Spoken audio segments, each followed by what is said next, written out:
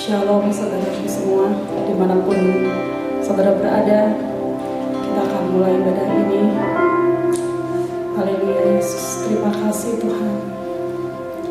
Terima kasih Tuhan buat saat ini. Biarlah Tuhan apapun yang terjadi Tuhan dalam kehidupan kami selalu berkata bahwa Engkau itu adalah Allah kami yang baik. Kami bersyukur Tuhan pada saat ini Tuhan, kami masih bisa memuji dan membesarkan nama Tuhan.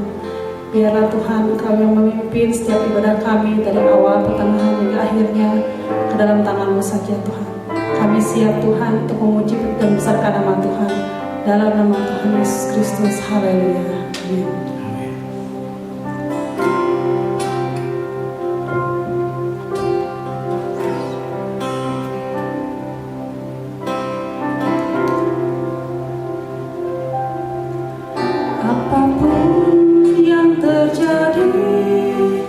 Di dalam hidupku selalu ku berkata, Tuhan Yesus baik.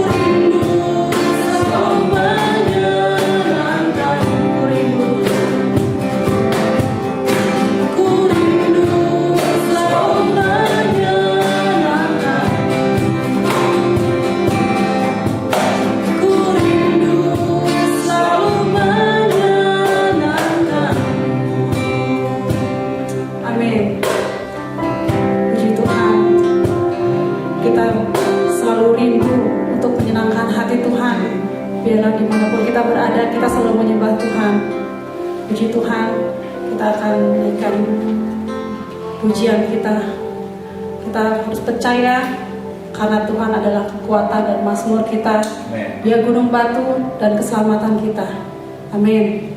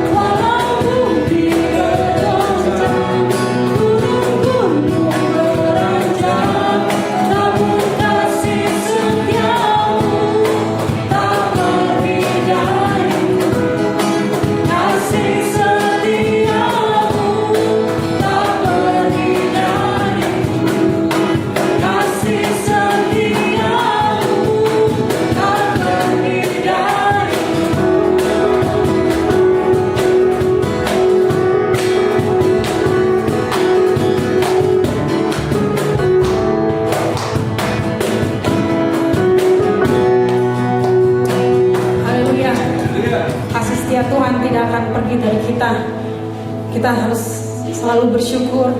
Katakan di dalam lagu ini, walau bumi bergoncang, gunung-gunung beranjak, tapi kasih setia Tuhan tetap untuk selama-lamanya. Pada saatnya kita akan mendengarkan firman Tuhan, kita akan siapkan hati kita. Biarlah hidup kita selalu menggenapi firman Tuhan. Haleluya Yesus. Terima kasih Tuhan. Haleluya.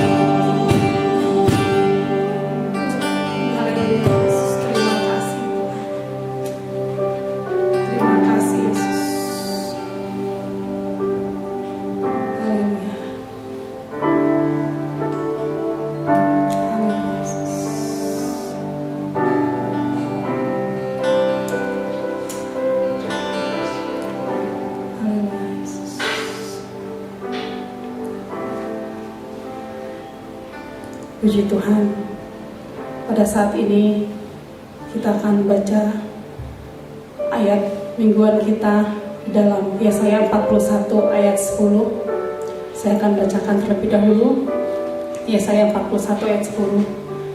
Janganlah takut, sebab aku menyertai engkau. Janganlah bimbang, sebab aku ini Allahmu. Aku akan meneguhkan, bahkan akan menolong engkau. Aku akan memegang engkau dengan tangan kananku yang membawa kemenangan. Kita akan baca bersama-sama dalam Yesaya 41 ayat 10. Janganlah takut, sebab aku menyertai engkau. Janganlah bimbang, sebab aku ini Allahmu. Aku akan meneguhkan, bahkan akan menolong engkau. Aku akan memegang engkau dengan tangan kananku yang membawa kemenangan. Amin. Tuhan. Kami bersyukur Tuhan, pada kesempatan ini kami masih dapat mendengarkan firman-Mu ya Bapa. Bahwa setiap kami yang membawa hati kami, untuk kami tetap tertuju pada Engkau. Untuk kami tidak menjadi khawatir, untuk kami dapat tetap kuat, tetap teguh di tengah setiap badai ujian pencobaan yang boleh kami hadapi, di segala keterbatasan kami Tuhan, Engkau berkarya, Engkau bekerja, membawa kami mengalami kemenangan demi kemenangan. Bahwa setiap kami untuk kami hidup karena percaya Bapa.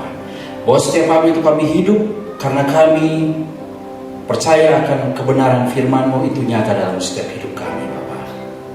Biarlah Tuhan pakai lidah bibir hamba untuk dapat menyampaikan kebenaran firman-Mu. Seberapapun anak-anak-Mu hari ini yang Tuhan berada di rumah mereka masing-masing, lawatan-Mu ya Bapa menjadi bagian setiap mereka.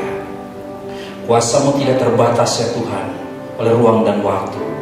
Kami disatukan di dalam roh-Mu dan kami akan terus merasakan karya-Mu yang besar atas hidup kami. Kami izinkan Engkau berbicara atas setiap kami. Di dalam nama-Mu hamba berdoa dan mengucap syukur. Haleluya. Amin. Puji nama Tuhan. Shalom Bapak Ibu Saudara, selamat kita bertemu kembali dalam kasih Tuhan.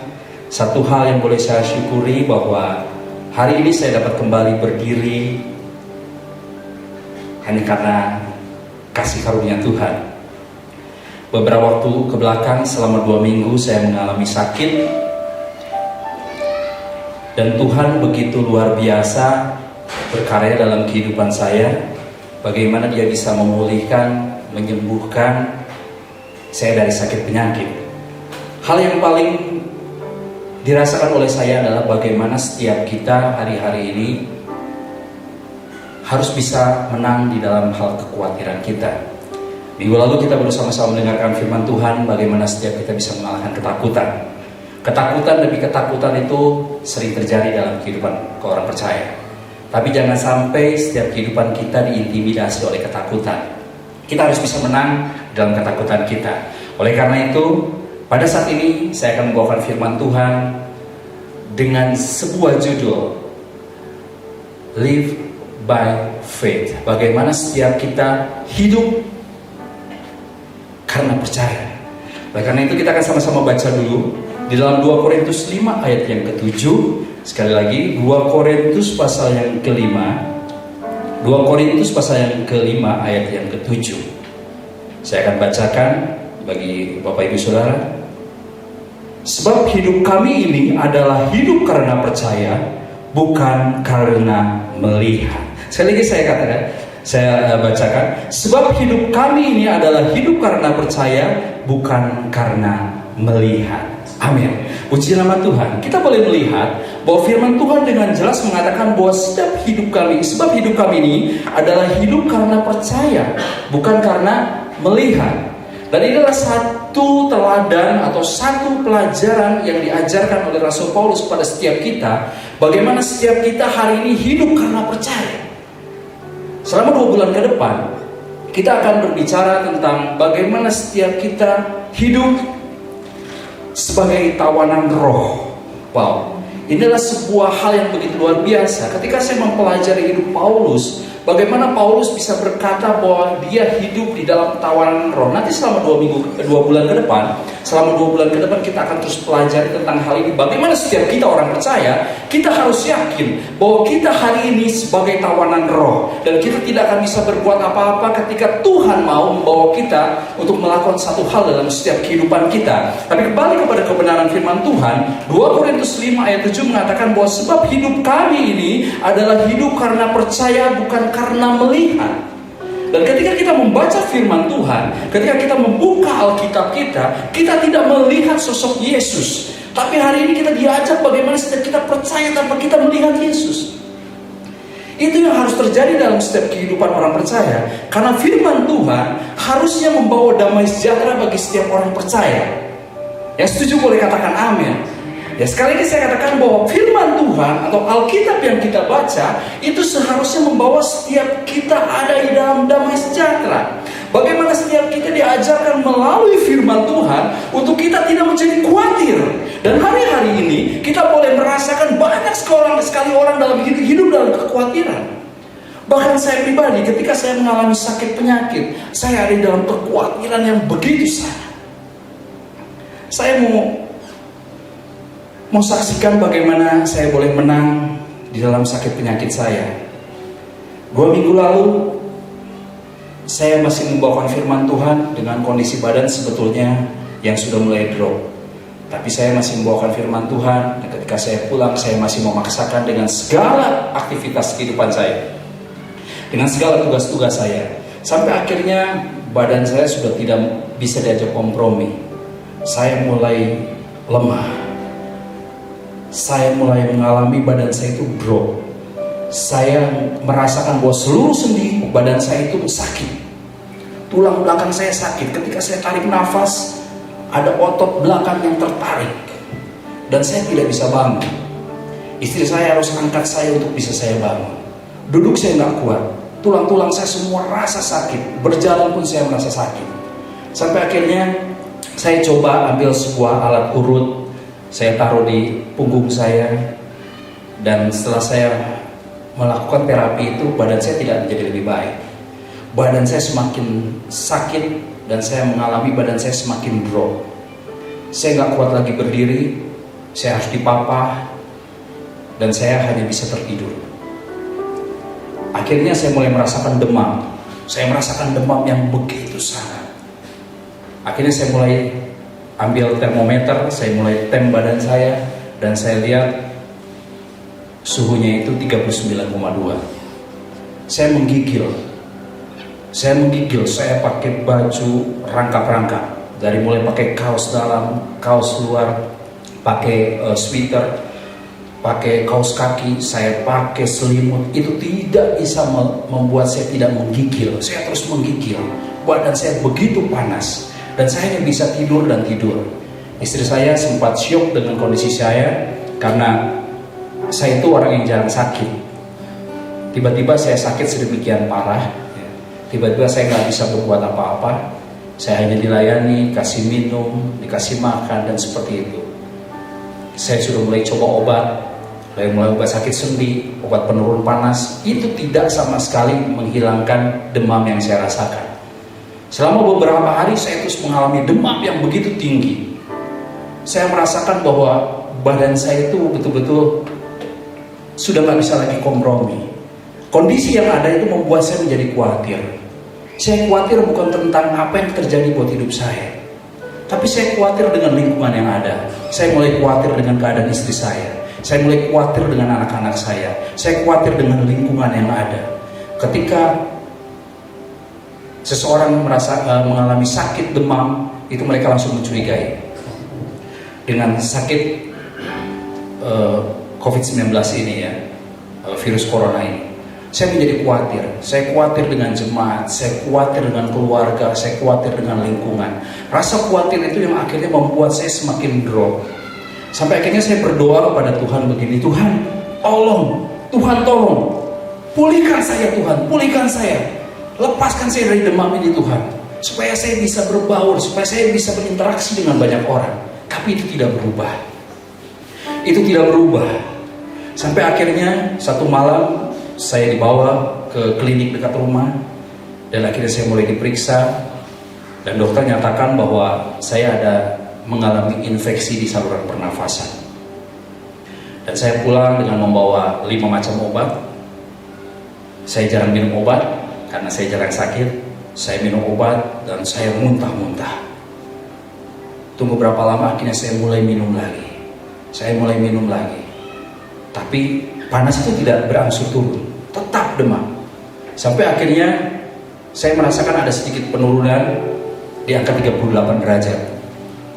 Dan pagi itu saya kembali demam. Saya bilang, Tuhan tolong sembuhkan saya Tuhan. Tuhan sembuhkan saya Tuhan. Sampai akhirnya Tuhan dengar bahwa saya meminta sebuah kesembuhan agar saya tidak lagi mengalami demam tersebut. Dan akhirnya saya mulai mengalami bahwa demam saya pulih. Demam saya pulih, saya akhirnya suhu badan saya sudah mulai pulih. Tapi yang terjadi adalah sejak saya mengalami pemulihan dari demam itu, saya tidak bisa tidur. Mata saya terus terjaga, badan saya sudah cukup lelah. Saya sudah coba untuk saya beraktivitas supaya saya merasa capek.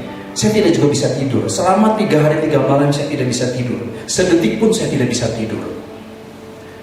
Dan saya mulai katakan, Tuhan, apalagi ini? Saya sudah tidak demam dan hari ini saya nggak bisa tidur. Saya sudah coba berbagai macam cara.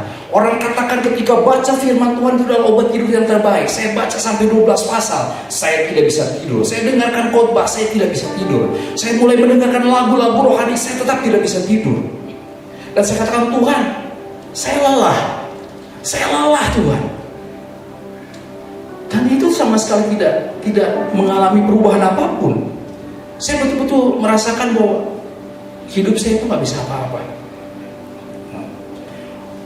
Belum lama setelah itu saya mendengarkan salah satu teman, seorang pria katakan bahwa doakan saya karena saya mau bunuh diri, karena saya tidak bisa tidur pada malam hari. Saya katakan begini, Tuhan, orang ini tidak bisa tidur pada malam hari, dia frustasi dan dia mau bunuh diri. Hari ini selama 3 hari saya gak bisa tidur, Tuhan. Apa yang harus saya perbuat? Akhirnya satu malam, setelah 3 hari 3 malam saya tidak bisa tidur, saya mulai membaca firman Tuhan. Saya mulai baca firman Tuhan. Dan Tuhan bawa saya untuk saya membaca di dalam sebuah firman Tuhan yang begitu luar biasa. Saya membuka di dalam Injil Matius pasal yang ke-6 ayat 25 sampai dengan 34. Saya mulai baca. Saya baca tentang hal kekhawatiran. Dan Tuhan bawa saya untuk merenungkan firman Tuhan tersebut. Saya merenungkan firman Tuhan, dan firman Tuhan begitu luar biasa menjadi teguran keras buat saya. Tuhan berbicara kepada saya seperti ini. Hari ini engkau berkata sebagai orang yang percaya kepadaku, tapi hari ini kau begitu merasa khawatir di dalam hidupmu, khawatir dengan sakit penyakitmu, khawatir dengan lingkungan kehidupanmu, tapi engkau gak datang kepadaku mencari hadiratku. Hari itu saya menangis jadi-jadinya. Jam 1 pagi itu saya menangis, Tuhan ampuni saya. Tuhan ampuni saya, Tuhan. Seringkali hari ini kita melihat bahwa kita sebagai orang-orang yang ada di dalam pengurapan Tuhan, tapi kita enggak lagi mencari hadirat Tuhan.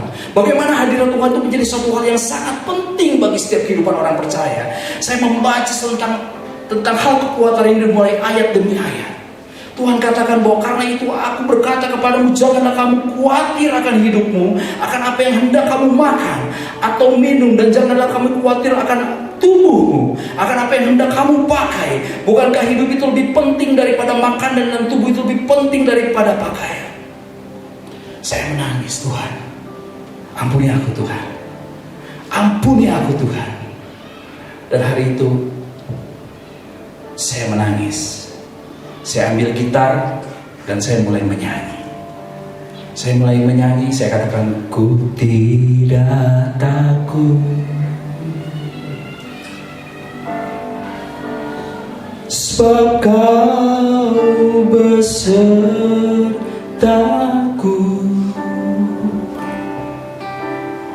Ku tidak bimbang,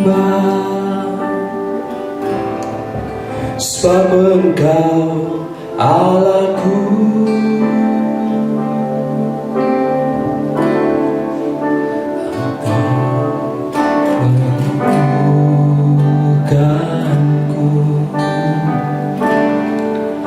Bahkan menolongku,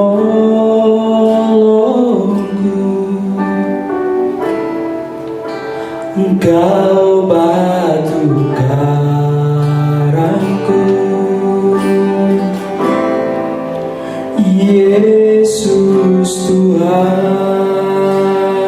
Setiap kita yang ada di rumah, kita sama-sama katakan, Yesus memegangku dengan tangan kananmu. Yesus memberiku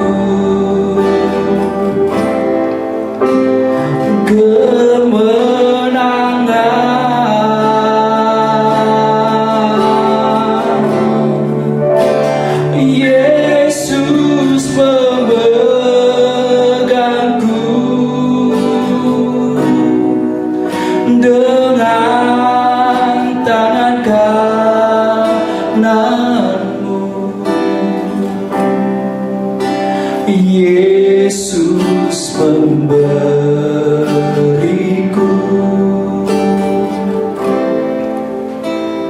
kemenangan. Bapak Ibu Saudara, saya mau menekankan satu hal.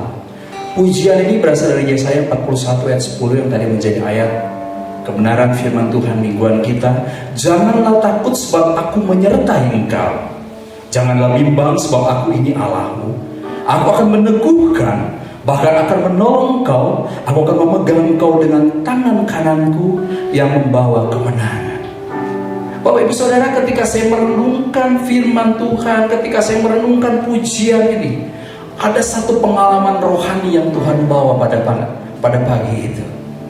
Ketika saya merenungkan pujian ini, air mata saya mengalir.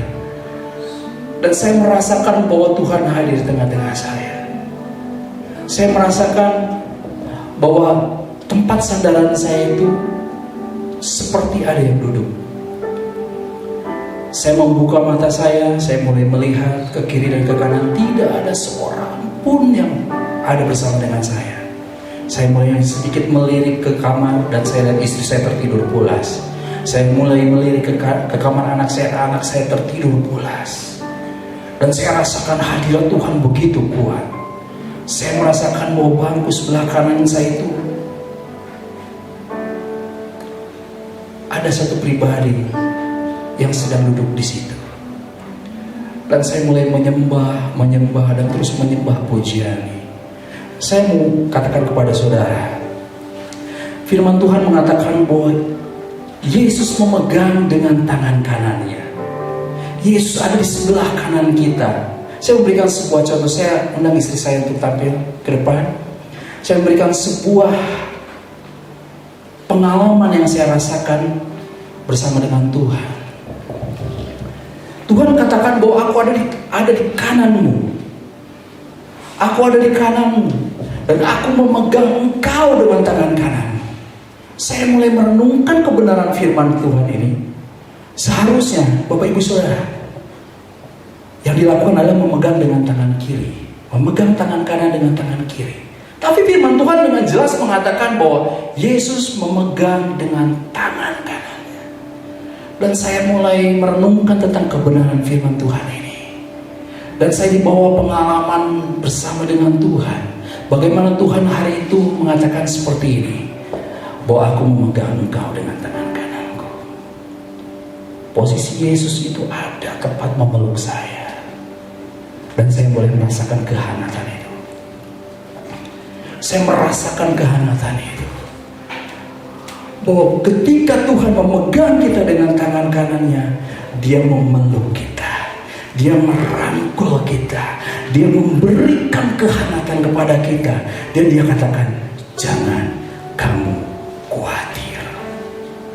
Oleh karena itu, firman Tuhan di dalam Matius 6 itu mengatakan, di dalam ayat yang ke Matius 6 tadi, di dalam ayat yang ke 30, ayat 34, ayat 33 ini katakan, carilah dahulu kerajaan Allah dan kebenarannya, maka semuanya itu akan ditambahkan kepadamu. Kenapa ayat ini muncul? Ayat ini muncul di dalam setiap kekhawatiran kita. Ini membawa setiap kita untuk kita melihat dan mengingat bahwa Tuhan ada buat setiap kita. Hari itu jam 4 pagi setelah saya menyembah Tuhan, saya tertidur. Saya tertidur selama 3 jam. Jam 7 saya bangun dan saya merasakan tubuh saya pulih. Saya merasakan kemenangan itu menjadi bagian saya. Ketika kita ada di dalam hadirat Tuhan, ketika kita mencari hadirat Tuhan, kita akan mengalami yang namanya damai sejahtera. Kita akan melewatkan rasa khawatir. Saya rindu setiap kita untuk menyanyikan satu pujian yang mengatakan jangan kamu khawatir. Kita semua akan menyanyi pujian ini, baik yang tempat ini ataupun yang di rumah. Kita akan sama-sama ke pujian ini. Jangan kamu khawatir, burung di udara Dia pelihara. Jangan kamu khawatir, bunga di padang Dia hiasi. Jangan kamu khawatir, apa yang kau makan minum pakai. Jangan kamu khawatir, Bapa di surga memelihara. Katakan aku tidak khawatir. Aku tidak khawatir, burung di udara Dia pelihara. Aku tidak khawatir, bunga di padang Dia hiasi. Aku tidak khawatir, apa yang ku makan minum pakai. Aku tidak khawatir, Bapa di surga memelihara. Haleluya. Terpujilah nama Tuhan. Kita akan kembali ke dalam pembahasan firman Tuhan kita. Bagaimana setiap kita percaya bahwa hidup kita adalah karena percaya, bukan karena melihat. Ketika kita membaca firman Tuhan, itu membawa setiap kita hidup di dalam damai sejahtera, membuat setiap kita tidak lagi menjadi khawatir. Yang percaya boleh katakan amin. Puji nama Tuhan. Apakah sih yang membawa setiap kita hari ini bisa hidup dengan percaya tanpa melihat? Enggak ada lain, hanya karena iman. Apa sih yang namanya iman? Ibrani 11 ayat 1 katakan bahwa iman adalah dasar dari segala sesuatu yang kita harapkan dan bukti dari segala sesuatu yang tidak kita lihat. Sekali lagi saya katakan, Ibrani 11 ayat 1, iman adalah dasar dari segala sesuatu yang kita harapkan dan bukti dari segala sesuatu yang tidak kita lihat. Jadi kita boleh melihat bahwa Ibrani 11 ayat 1 boleh membawa setiap kita adalah hal yang pertama adalah bagaimana kita percaya yang sungguh akan hal-hal atau perkara-perkara yang kita harapkan. Bagaimana kita percaya dengan sungguh akan perkara-perkara yang kita harapkan. Kata sungguh ini artinya adalah bagaimana setiap kita benar-benar, tidak main-main, tidak asal-asalan. Kesungguhan itu mengandung arti bagaimana setiap kita itu benar-benar, tidak dengan main-main ataupun asal-asalan. Kalau kita boleh mengingat tentang berita firman Tuhan di dalam Matius 17 ayat 19 sampai dengan 20, firman Tuhan katakan gini. Kemudian murid-murid Yesus datang ketika mereka sendirian dengan Dia. Bertanyalah mereka, mengapa kami tidak dapat mengusir setan itu? Ia berkata kepada mereka, karena kamu kurang percaya. Sebab aku berkata kepadamu, sesungguhnya sekiranya kamu mempunyai iman sebesar biji sesawi saja, kamu dapat berkata kepada gunung ini, pindah dari tempat ini ke sana, maka gunung ini akan pindah dan takkan ada yang mustahil bagimu. Puji nama Tuhan. Kita boleh melihat bahwa di dalam Matius 17 ayat 19 sampai dengan 20 itu membawa setiap kita bagaimana hidup kita harus sungguh-sungguh. Iman yang sebiji sesawi itu menjadi kuat, menjadi berkuasa. Dikatakan biji yang begitu kecil akhirnya tumbuh menjadi sebuah pohon, bahkan menjadikan burung-burung dapat bersarang di situ. Artinya Tuhan tidak membawa setiap kita atau meminta kita memiliki iman yang besar, hanya iman yang sebiji sesawi saja. Murid-murid selama itu bersama-sama dengan Kristus, tapi ketika dihadapkan dengan seorang anak yang sakit ayah, sang ibu membawa kepada murid-murid dan mereka hanya membawa kepada Yesus. Mereka tidak mau bertindak, mereka tidak mau melakukan apa yang sudah menjadi kepercayaan mereka di dalam Yesus. Mereka nggak percaya lagi bahwa setiap orang-orang yang ada bersama dengan Kristus, percaya kepada Kristus, mereka memiliki kuasa. Seberapa kita hari ini kita berkata bahwa kita adalah orang percaya, tapi kita nggak percaya bahwa Tuhan sudah memberikan kuasa yang atas hidup kita. Yesus sudah mati di atas kayu salib, mengalahkan maut, menganugerahkan kepada setiap kita kuasa untuk mengalahkan maut, kuasa untuk mengalahkan sakit penyakit, kuasa yang membawa setiap kita mengalami kemenangan demi kemenangan. Kita boleh melihat bahwa tidak sungguh-sungguh itu adalah salah satu contoh kehidupan orang yang kurang percaya. Dan itu akan menjadikan kalah dalam peperangan. Hari ini setiap kita ada dalam peperangan iman. Bagaimana setiap kita mengalami kekhawatiran, bagaimana setiap kita mengalami ketakutan demi ketakutan. Tapi ketidaksungguh-sungguhan kita itu akan membawa setiap kita menjadi kurang percaya dan kita menjadi kalah dalam peperangan. Oleh karena itu firman Tuhan membawa setiap kita bagaimana kita percaya dengan sungguh-sungguh akan perkara-perkara yang diharapkan oleh setiap kita. Seperti Ibrani 11 ayat 1 tadi katakan. Jadi kita boleh melihat bahwa akan hal-hal atau perkara-perkara yang terjadi itu adalah lebih daripada satu perkara. Enggak hanya satu perkara, banyak perkara. Banyak perkara yang diharapkan. Yang diharapkan artinya yang diinginkan, yang diminta, yang dirindukan oleh setiap kita untuk kita dapat memperolehnya. Tapi menjadi sebuah pertanyaan, sebetulnya apa sih yang kita minta atau kita harapkan? Filipi 4 pasal 19, Filipi pasal 4 ayat 19 katakan seperti ini. Allahku akan memenuhi segala keperluanmu menurut kekayaan dan kemuliaannya dalam Kristus Yesus. Artinya bahwa apa sih yang hari ini kita harapkan, apa sih yang hari ini kita nantikan, apa sih yang hari ini kita minta, yaitu segala sesuatu yang kita perlukan untuk menutupi kekurangan demi kekurangan kita. Firman Tuhan dengan jelas mengatakan bahwa Allahku akan memenuhi segala keperluanmu menurut kekayaan dan kemuliaannya dalam Kristus Yesus. Tidak ada jalan lain selain Kristus Yesus. Bagaimana setiap kita membawa setiap kekhawatiran kita, membawa setiap keperluan kita, apa yang kita butuhkan, apa yang hari ini kita rasa bahwa kita menjadi kurang, bawa hanya kepada Kristus.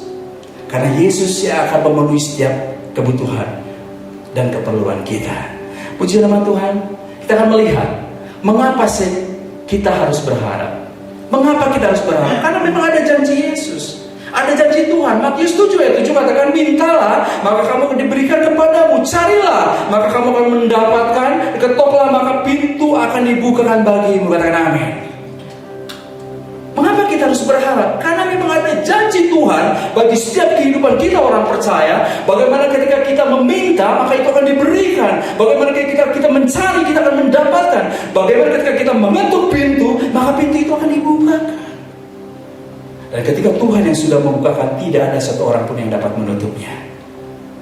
Ketika Tuhan sudah menentukan, itu menjadi bagian setiap kehidupan kita. Tidak ada satu orang pun yang dapat menghalanginya. Saya tahu beberapa waktu hari ini, beberapa saat-saat ini, mungkin banyak setiap kita yang hari ini mengalami perubahan dalam kehidupan dengan kondisi corona yang terus menjadi pandemi ya buat Indonesia. Mungkin ada yang mulai dirumahkan. Mungkin hari ini seberapa saudara mulai bekerja di rumah dan hanya mendapat separuh dari penghasilan yang biasa saudara dapatkan. Atau bahkan juga ada yang dirumahkan yang tidak mendapatkan apa-apa. Atau hari ini yang biasa mendapatkan dari pendapatan harian sudah tidak lagi bisa mendapatkan apa-apa lagi. Tapi saya mau katakan, firman Tuhan dengan jelas katakan bahwa Allahku akan memenuhi segala keperluanmu menurut kekayaan dan kemuliaannya di dalam Kristus Yesus. Jangan kamu khawatir, jangan kamu takut. Datanglah kepada Yesus, cari hadirat Tuhan, intim dengan Tuhan, dan rasakan, pekalah dengan apa yang Tuhan mau kau kerjakan. Karena janji Tuhan mengatakan bahwa setiap kita ketika kita meminta, maka berkat-berkat itu akan diberikan. Ketika kita mencari hadirat Tuhan, maka kita akan mendapatkan ketenangan. Ketika kita mulai mengetuk pintu hati, maka kita boleh merasakan kasih-Nya yang luar biasa itu dibukakan bagi setiap kita. Haleluya, haleluya, haleluya. Bagaimana setiap kita harus membawa keyakinan akan hal-hal perkara-perkara yang tidak kelihatan. Bagaimana setiap kita hari ini yakin dengan perkara-perkara yang tidak terlihat oleh kita. Kita kan sama-sama lihat di dalam Markus pasal yang ke-11 ayat 24.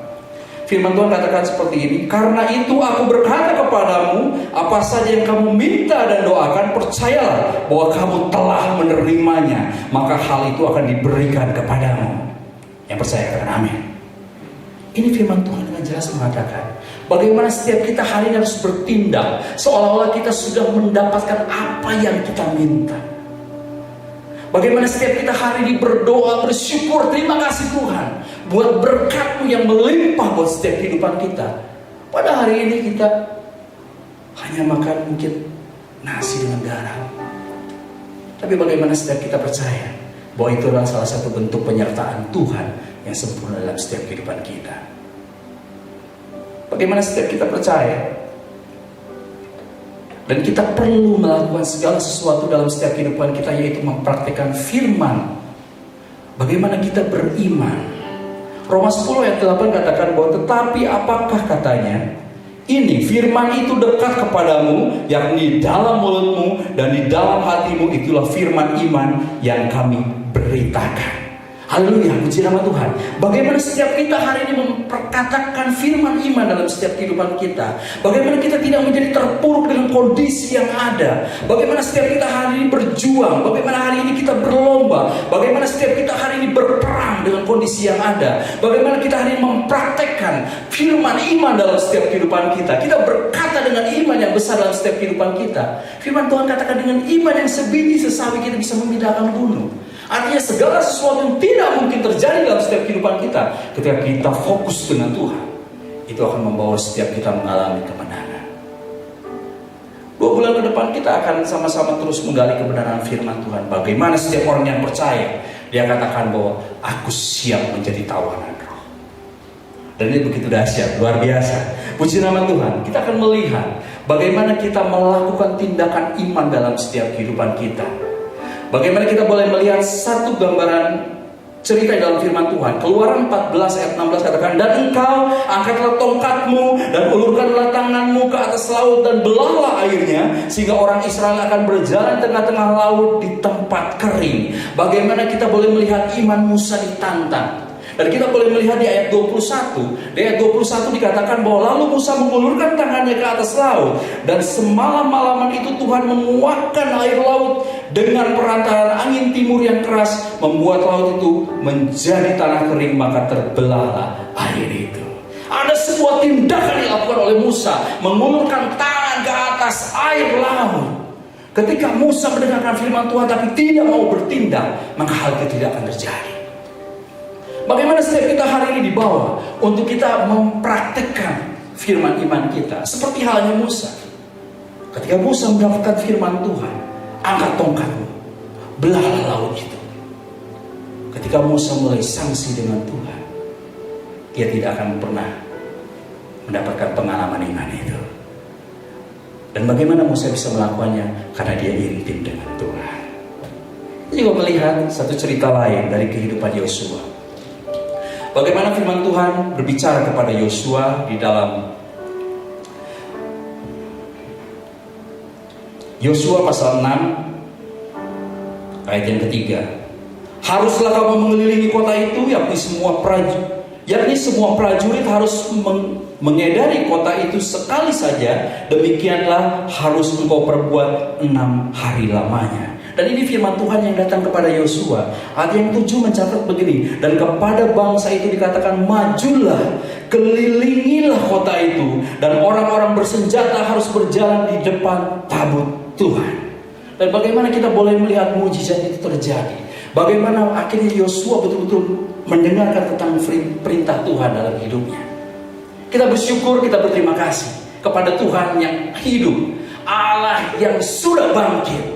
Sebentar kita akan masuk di dalam perjamuan kudus. Kita bukan memperingati Allah yang mati, tapi kita memperingati Allah yang hidup, Allah yang bangkit, Allah yang berkuasa, Allah yang membebaskan setiap kita dari belenggu-belenggu yang ada dalam setiap kehidupan kita.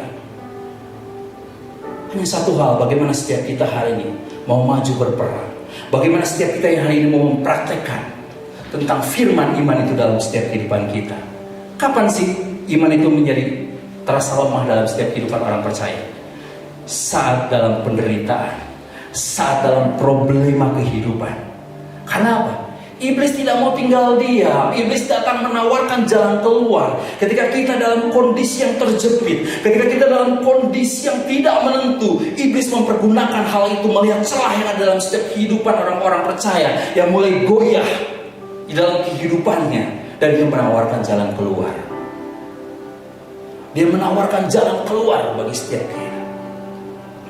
Bagaimana kita akhirnya mencari satu solusi yang tidak ada dalam kebenaran firman Tuhan. Oleh karena itu, baiklah setiap kita, saya mengajak setiap kita perlu ada dalam persekutuan. Jangan kita menjauh dari Tuhan. Saya rindu bahwa bukan hanya saya mengalami pengalaman rohani bersama dengan Tuhan. Saya rindu bahwa setiap kita mengalami hal tersebut. Bagaimana Tuhan ada mendekap setiap kehidupan kita, membuat kita tidak menjadi khawatir, membuat kita merasa sukacita di dalam segala kondisi keadaan kita. Hari ini saya sembuh, semuanya hanya karena Tuhan yang berkuasa atas hidup saya. Seberapa kita hari ini akan mengalami kesembuhan dari kekhawatiran kita, rasa takut kita? Bagaimana setiap kita siap untuk kita dibawa bersama dengan Tuhan melangkah kemanapun dan dimanapun Tuhan mau kita berada? Puji nama Tuhan. Lukas 24 ayat 20 dikatakan, tetapi imam-imam kepala dan pemimpin-pemimpin kami telah menyerahkan dia untuk dihukum mati, dan mereka telah menyalibkannya. Bapak Ibu Saudara, bagaimana perjalanan Kristus? Ketika dia akan menghadapi salib, ketika akan menghadapi jalan salib, dia berdoa. Dia mengadakan perjamuan malam, perjamuan terakhir. Karena itu adalah sebuah tindakan iman. Bagaimana setiap kita harus berdoa, memecahkan roti, melakukan tindakan iman. Bagaimana setiap kita harus mau bergerak. Bagaimana setiap kita hari ini percaya, mendengarkan kebenaran firman Tuhan. Tapi kita bukan hanya menjadi pendengar. Bagaimana kita menjadi pelaku-pelaku firman. Bagaimana setiap kita hari ini hidup untuk menggenapi janji Tuhan. Bagaimana setiap kita hari ini hidup menggenapi firman Tuhan dalam setiap kehidupan kita. Janji-janji Tuhan, ya dan amin dalam setiap kehidupan orang percaya. Puji nama Tuhan. Matius 9 ayat 28 sampai dengan 29 ayat yang terakhir. Setelah Yesus masuk ke dalam sebuah rumah, datanglah kedua orang buta itu kepadanya, dan Yesus berkata kepada mereka, percayakah kamu bahwa aku dapat melakukannya? Mereka menjawab, iya Tuhan, kami percaya. Lalu Yesus menjamah mata mereka sambil berkata, jadilah kepadamu menurut imanmu. Puji nama Tuhan. Percayakah kamu bahwa Allah dapat melakukannya? Percayakah engkau bahwa Allah sanggup melakukan segala perkara yang hebat dalam setiap hidupmu? Banyak masalah yang terjadi dalam setiap kehidupan kamu, tapi kita percaya bahwa firman Tuhan ya dan amin. Firman Tuhan katakan, percayakah kamu bahwa aku dapat melakukannya? Kita boleh melihat bahwa mengikuti atau datang kepada Yesus untuk kita berseru-seru itu adalah sudah baik. Tapi hal yang paling penting adalah percayakah bahwa Yesus sanggup? Percayakah bahwa Yesus sanggup? Setiap kita hari ini akan dibawa di dalam perjamuan kudus. Saya minta Pak Jerry boleh tampil ke depan untuk melayani setiap kita yang ada di tempat ini. Untuk kita masuk di dalam perjamuan kudus. Bagaimana setiap kita hari ini menjadi sebuah rutinitas. Kita berkata, Tuhan, aku percaya bahwa Engkau dapat melakukan segala perkara di dalam setiap kehidupan kami. Secara manusia, secara daging, secara pemikiran, mungkin kau merasakan hari ini kau melemah. Hari ini kau merasa ketidakmampuan. Hari ini kau merasa frustasi. Hari ini kau merasakan bahwa tidak ada satu hal lagi yang bisa kita kerjakan.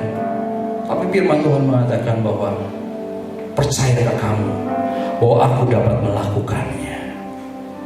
Kita akan sama-sama masuk di dalam perjamuan kudus. Kita percaya apa yang sebentar kita akan sama-sama jalankan sebagai sebuah sakramen. Bukan kita hanya menikmati sebuah roti biasa dan anggur biasa, tapi adalah sebuah karya yang besar, sebuah persekutuan di dalam tubuh dan darah Kristus. Darahnya yang tercurah, tubuhnya yang terkoyak, membuktikan kasih yang besar atas setiap hidup kita. Jika dia sudah melewati dan mengambil sebuah keputusan jalan salib itu sebuah bukti dan karya nyata bagaimana Yesus mengasihi engkau. Bagaimana Yesus memberikan sebuah jaminan kepadamu bahwa ketika engkau meminta, maka Tuhan akan memberi kepadamu. Ketika engkau mencari, engkau akan menemukan damai itu. Dan ketika engkau mengetuk, pintu itu dibukakan bagimu. Haleluya Yesus, terima kasih.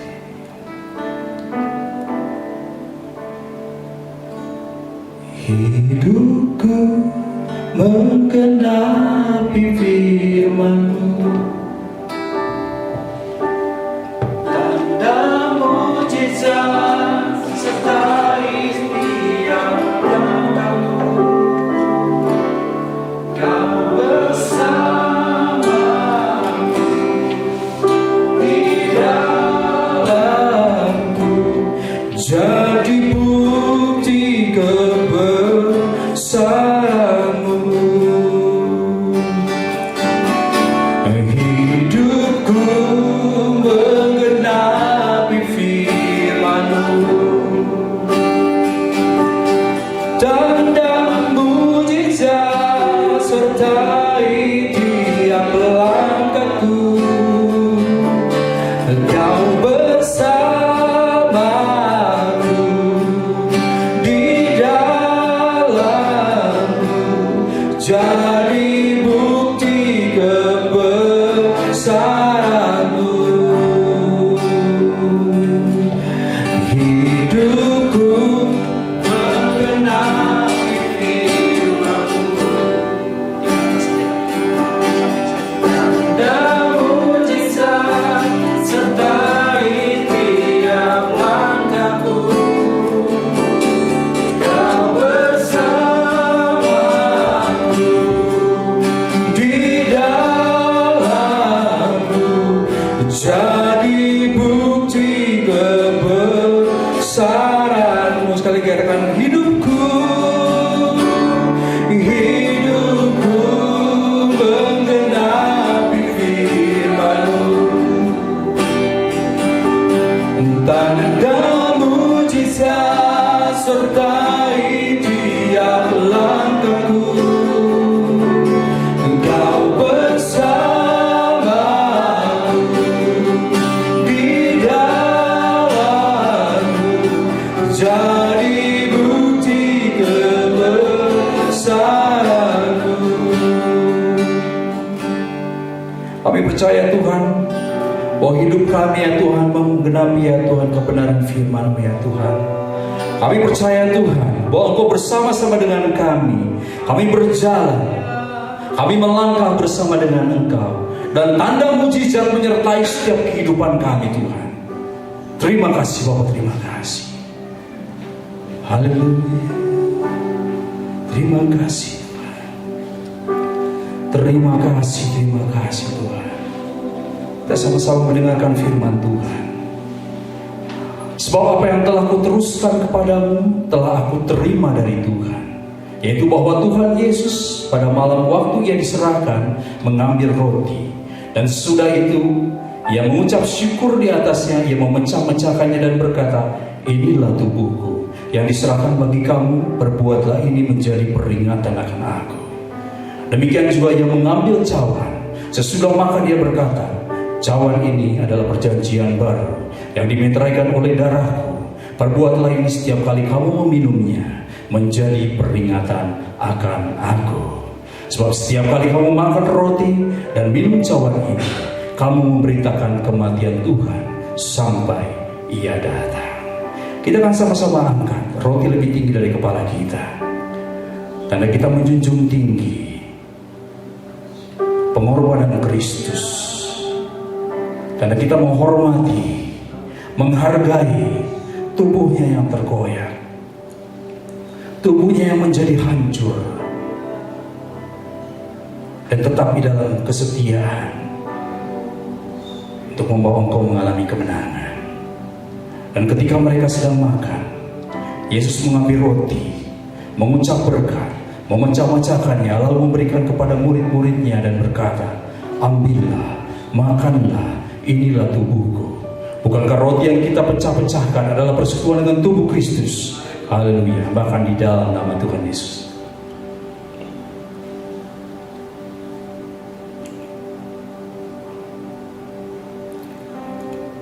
Terima kasih Yesus. Terima kasih Roh Kudus. Kita akan sama-sama angkat cawan lebih tinggi dari kepala kita.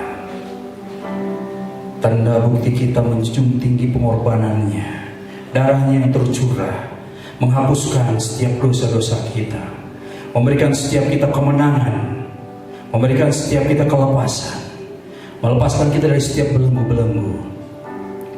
Sesudah itu ia mengambil cawan, mengucap syukur lalu memberikannya kepada mereka dan berkata, minumlah kamu semua dari cawan ini, sebab inilah darahku, darah perjanjian yang ditumpahkan bagi banyak orang untuk pengampunan dosa. Bukankah cawan pengucapan syukur yang di atasnya kita mengucapkan syukur adalah persekutuan dengan darah Kristus? Haleluya. Minumlah di dalam nama Tuhan Yesus Kristus.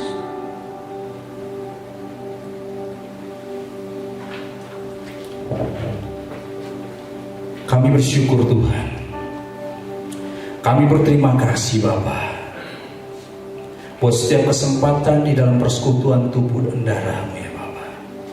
Setiap anak-anak-Mu ya Bapa yang hari ini mengambil bagian, mereka juga ada dalam ya Tuhan persekutuan tubuh dan darah-Mu, baik di rumah-rumah ataupun di tempat ini ya Tuhan. Engkau yang menjamah, Engkau yang sudah melawat mereka ya Tuhan dalam persekutuan bersama dengan tubuh dan darah-Mu ya Tuhan. Setiap belenggu-belenggu yang hari ini mengikat setiap kehidupan mereka, yang sakit Tuhan sudah sembuhkan, yang lemah Tuhan sudah kuatkan, dan yang hari ini mereka mengalami goncangan-goncangan secara rohani. Mereka menjadi ragu dan undur daripada Engkau. Peluk mereka Tuhan dengan cinta kasih-Mu. Bepat hati mereka ya Tuhan. Sembuhkan luka hati mereka Tuhan, bahwa mereka mengalami kemenangan bersama dengan Engkau, bahwa mereka menyatakan bahwa Engkau adalah juru selamat pribadi dalam hidup mereka Bapa. Jangan keraskan hatimu. Pandanglah kebesaran Tuhan, kebesaran dan kasih-Nya yang melimpah atas hidupmu. Terima kasih Bapa, terima kasih. Terima kasih Tuhan Yesus. Terima kasih Roh Kudus. Terima kasih Bapa. Kami bersyukur Tuhan. Kami berterima kasih Bapa. Jika saat ini ya Tuhan kami ada semuanya hanya karena kasih-Mu ya Tuhan. Jika setiap kami hari ini ada ya Bapa, itu ada di dalam penyertaan-Mu yang sempurna Bapa. Bahwa setiap kami ya Tuhan, untuk kami ya Tuhan dapat menjadi pelaku-pelaku firman-Mu. Kami dapat mempraktekkan firman iman dalam setiap hidup kami ya Tuhan. Masalah boleh terjadi dalam setiap kehidupan kami, tapi biarlah ya Tuhan Engkau membawa setiap kami untuk kami terfokus kepada Engkau ya Tuhan. Jika Engkau membawa setiap kami, menetapkan kami sebagai umat panggilan-Mu ya Bapa, kami percaya bahwa Engkau sudah menyertai kami dengan kuasa-kuasa. Kau sudah menyertai setiap kami dengan kekuatan yang sempurna, sehingga kami dapat melewatinya Bapa. Kami mengatakan ya Tuhan bahwa masalah persoalan itu jangan pergi dari hidup kami. Tapi kami mengatakan bahwa persoalan, ujian, cobaan itu boleh terjadi atas hidup kami, untuk kami lebih dewasa bersama dengan Engkau, untuk kami boleh mengalami pengalaman-pengalaman yang baru bersama dengan Engkau. Terima kasih Bapa, pada saat yang indah ini ya Tuhan. Kami menaikkan setiap syafaat kami ya Tuhan. Kami bersyukur Tuhan, kami mengangkat tangan kami ya Tuhan. Kami berdoa ya Tuhan buat para pemimpin kami ya Tuhan, dari pusat sampai ke daerah, dari mulai Bapak Presiden sampai ke tingkat RT ya Bapak. Biarlah mereka diberikan hikmat oleh Tuhan untuk dimampukan melakukan penanganan dan membuat kebijakan yang tepat dalam menghambat dan menghentikan COVID-19 ini Bapak. Semua elemen masyarakat bersatu, bekerja sama, dihindarkan dari segala perpecahan, konflik horizontal. Pakai setiap pemimpin kami ya Tuhan dengan hikmat marifat-Mu ya Bapak. Kami berdoa ya Tuhan buat seluruh tim medis, dokter dan perawat yang berada di garda terdepan dalam merawat dan menangani seluruh masyarakat Indonesia yang terinfeksi COVID-19 ini Bapak. Biarlah mereka kiranya diberikan kekuatan, diberikan kesehatan, diberikan perlindungan dari Tuhan yang sempurna. Kami berdoa ya Tuhan bagi seluruh masyarakat Indonesia, agar mereka dapat mematuhi peraturan pemerintah, social distancing, pola hidup bersih, pola hidup sehat, sehingga mereka bisa membantu menghambat penularan COVID-19 ini Bapak. Dan kami berdoa ya Tuhan buat seluruh hamba-hamba Tuhan, seluruh orang percaya, para misionaris di seluruh Indonesia, juga di seluruh dunia, agar mereka ada dalam penjagaan dan perlindungan Tuhan dari segala ancaman penularan dan penyebaran COVID-19.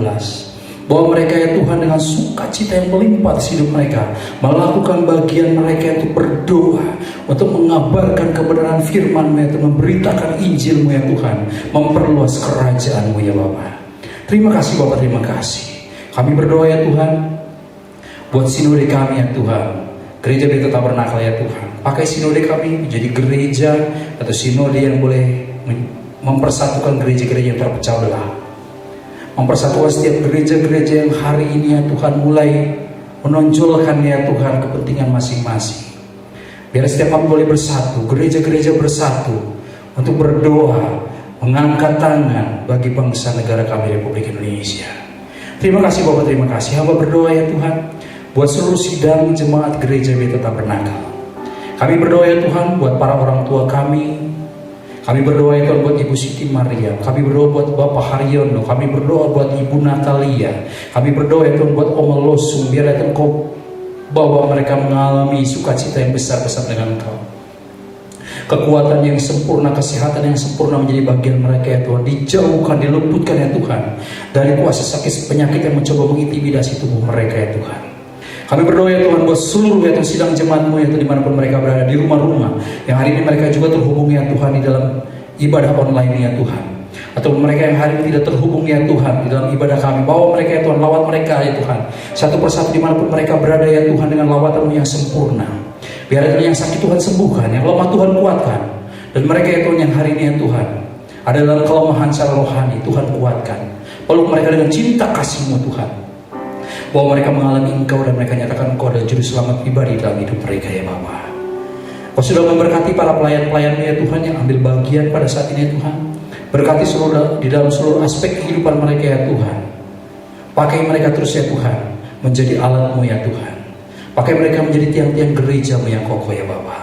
Terima kasih Bapa, terima kasih. Pada akhirnya kita akan sama-sama menandahkan tangan kita, arahkanlah hati dan pikiran-Mu kepada Tuhan.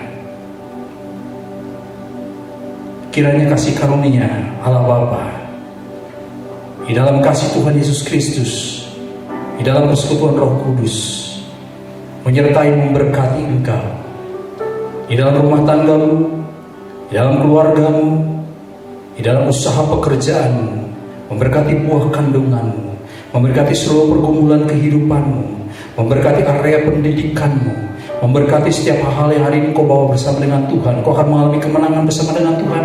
Kelepasan sudah menjadi bagian engkau. Kau akan terus naik, tidak menjadi turun, karena kau adalah kepala bukan ekor. Oleh karena itu, hiduplah dan berjalanlah bersama dengan Tuhan dan kasih karunia-Nya untuk selama-lamanya, mulai saat ini sampai Tuhan Yesus datang untuk kedua kalinya. Di dalam nama Tuhan Yesus Kristus, hamba sudah berdoa dan mengucap syukur. Setiap kita yang diberkati, kita sama-sama katakan Amin. Tuhan Yesus memberkati.